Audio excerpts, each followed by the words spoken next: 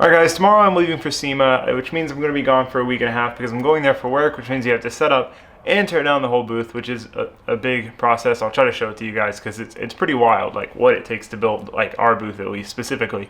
But that being said, I obviously won't be here to work on cars. I've already been getting a bunch of questions of like, when is the Miata swap starting, stoked for the Miata swap to start, etc.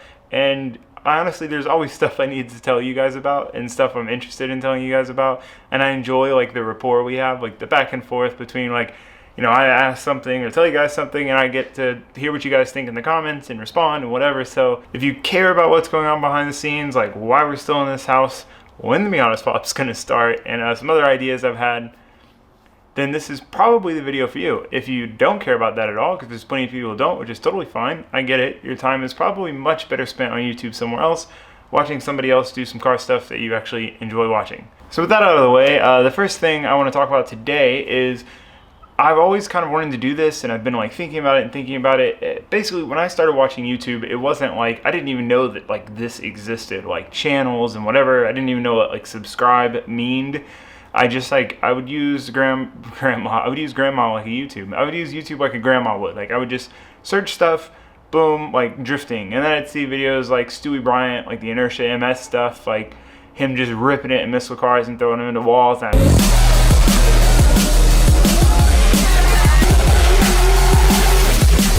I'd watch that and I'd show my friends that. That's like all I ever did on YouTube. Until I started doing YouTube. Then I kind of like learned about it and realized all this good content was out there. So every time I find new interesting content, like I want to share it with you guys, but I wanted to go ahead and explain it first because I don't want you guys to think that I'm in any way affiliated with these people or I'm getting paid to do so or some incentive, I'm getting out of this. Like this, if I do this, which we're going to start with this video, just know that it's like purely, I like their content and I want to share it with you guys. And please don't think I'm being facetious in that like, me giving them a shout out is going to do so much. Like there's going to be channels way bigger than mine probably that I talk about, like Roadkill. I love Roadkill and they have like millions of subscribers.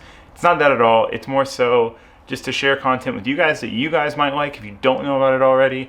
And if it's a small channel, it's cool. Like I hope that when it's this small channel doing cool things, like I want more people to see that because I feel like they deserve it. So not that I make a huge difference, but if I can make something that's tight for a channel that I enjoy watching. So today we're going to talk about Sloppy Mechanics. That's a channel I just started watching. Keegan had told me about it, and then I had somebody else mention it to me, like, oh, you're doing LS stuff, like watch them, there's a lot of good information on there.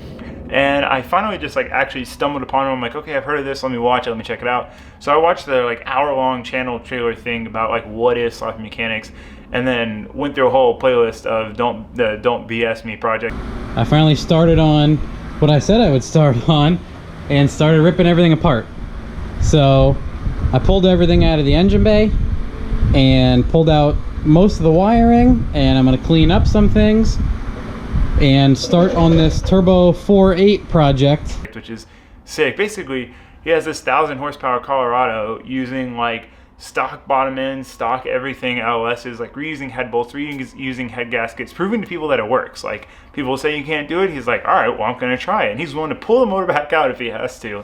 He puts a 4.8 liter in it, cheap turbo. He does this full budget build, like what he always suggests people to build if they don't know what to build, does it and makes the 500 horsepower he's looking for. Like super cool channel, dude knows what he's talking about. And he, in my opinion, there's two types of car channels on YouTube. You kind of have like the people who have to do it right because they don't want to get told that they're doing it wrong. They don't want to see the comments like, oh my god, you did this wrong, you did that wrong, you shouldn't use this like that, oh my god, it's embarrassing how you hold the hammer, like, so they'll go to the extreme to do things right, when in reality, like, they're kind of like hack jobs anyway, just like all of us are to an extent. And then you have people who are just hack jobs because they just don't know what they're doing, and that's like also bad. And this is kind of in between. Like he does stuff hack, but then it's like, look, it works just fine. Like you don't need to go buy $400 head studs for your China Turbo LS build. Like it's unnecessary, and I think it's really cool. I really enjoy that channel. I've actually learned a lot, which is exciting because it'll save me a good bit of money on this 5.3 build.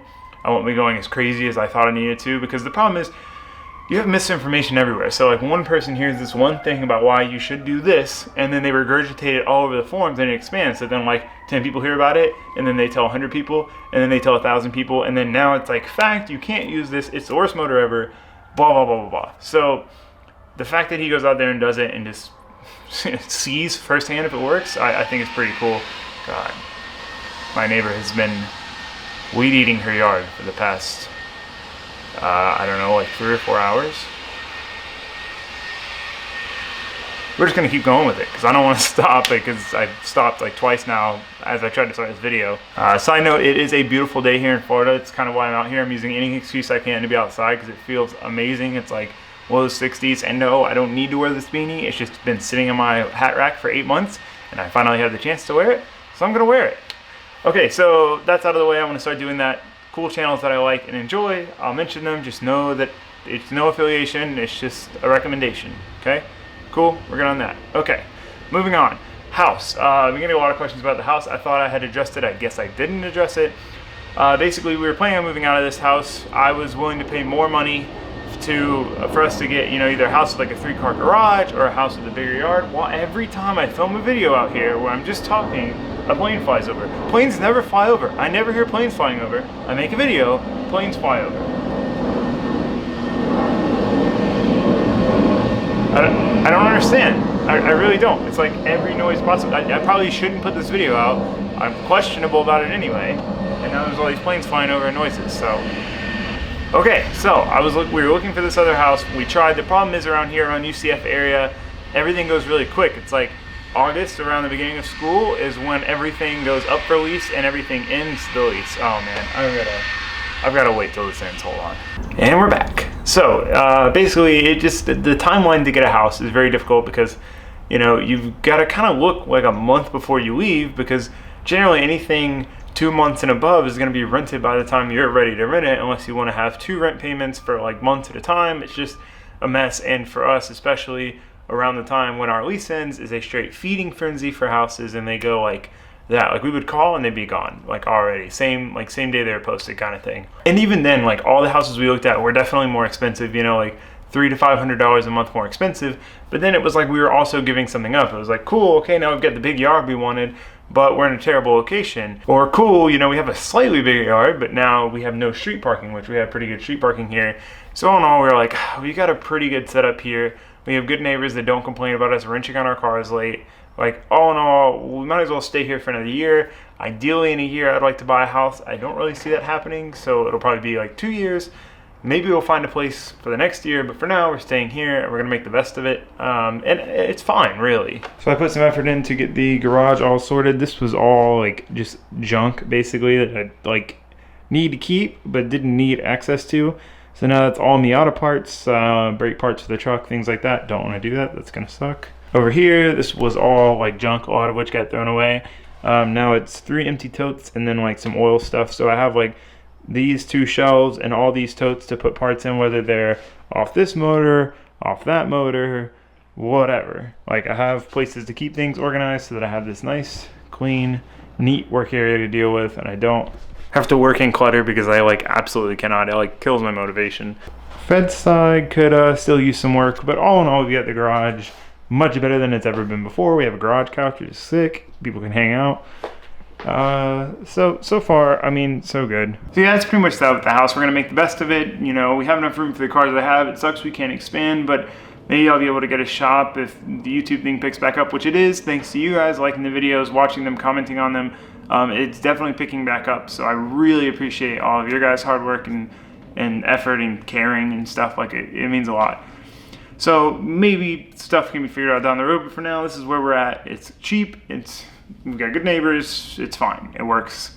And eventually, in a couple of years, I'd like to buy a house, build a shop in the back, kind of thing, rally course on the thing for cheap cars. Like, that's the dream. So maybe, hopefully, that'll happen at some point, but for now, we're doing all right. As far as the Miata build goes, like, I'm just one of those people who like to do things kind of methodically, and like, I don't like to like start and stop stuff. Like, I like to just like go, like start and finish kind of thing. So, and I really want to get this Miata project done quick. I don't want it to be like one of those lingering, dragging on projects that takes forever.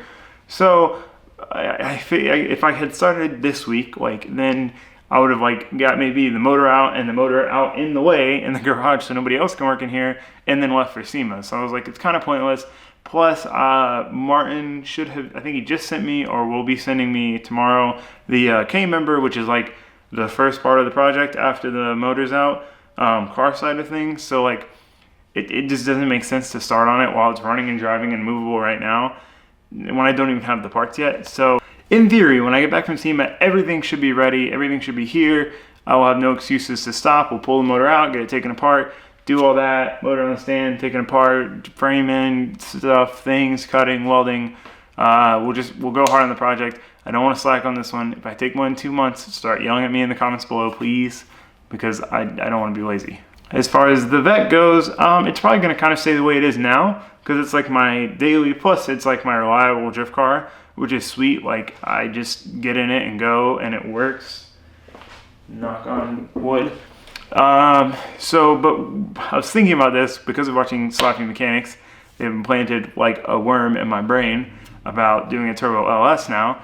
So maybe if the Miata, it gets done, proves itself, it's reliable, and I know like this thing's gonna work and not gonna give me problems, because like drifting's my favorite thing in the freaking world to do. So I want to make sure that I have something to do it at all times, not like 6 broken cars. So assuming the Miata does prove itself, potentially we will do a budget turbo on the not on the LS, but on the Corvette's LS. But I actually will probably pull the aluminum block out, put a junkyard block in there with like a cam and stuff, turbo that, see what it can do, blow it up, learn from it. You know, like you learn so much from doing motor swaps in and out and taking them apart. So like I'm not even opposed to blowing some stuff up till I figure it out. Plus this Sloppy Mechanics has like the freaking roadmap on how to do all this stuff. Like they do put so much good information out there that like is usable. It should be easy, you know, but stupid bugs. I kind of want to try something different, like just push the limits. I don't know. It'll be fun. I think it'd be a fun project to really learn and see and have maybe like a 500-600 horsepower Corvette. Like, I don't know. It sounds pretty tight. So maybe we'll get to do that. That would be really cool. Let me know what you guys think about that below. I think you guys would be hyped on that, because I've gotten a lot of comments like turbo the Vette, turbo the Vette, turbo the Vette. So like, I'm sure you guys are probably interested in that kind of thing. So let me know if you are down below what your thoughts are on it, one way or the other. Also, I have seen recently for some reason a lot of comments asking about merch. I do have merch. I put it in the description. I know you guys probably don't read the description. I don't read descriptions. I don't expect you to. But yeah, I do have merch now. My favorite one is the Garage Built tee. It says Garage Built on the back in this cool font with wrenches. Then it's got my logo on the front on it's a pocket tee. It's black. I wear it all the time when I'm working on stuff. I haven't messed it up yet, which I mess up shirts pretty quick. Lewis, the one who did my little intros, the one who came up with that little general design. Really cool. Thank you, Lewis. You're the best. There's also the One in Japan tee. It's a baseball tee with me while tapping on it. It says One in Japan. There's stickers and there's a hat with like my logo on it. It says Drift Life. I also would like to bring in like a straw hat with my logo. And if you guys have any other idea for merch stuff, let me know in the comments below. Like, we all have different tastes, so I don't know what you guys might like. And if there's a bunch of you like and want something, I can try my best to make it happen. So, TaylorDrifts.com. If you're interested, link below. I appreciate it. It really does help a lot. The merch sales have really helped a lot into like collecting all the parts for this Miata swap. I thought the garage was open. Yeah. Just filming a video.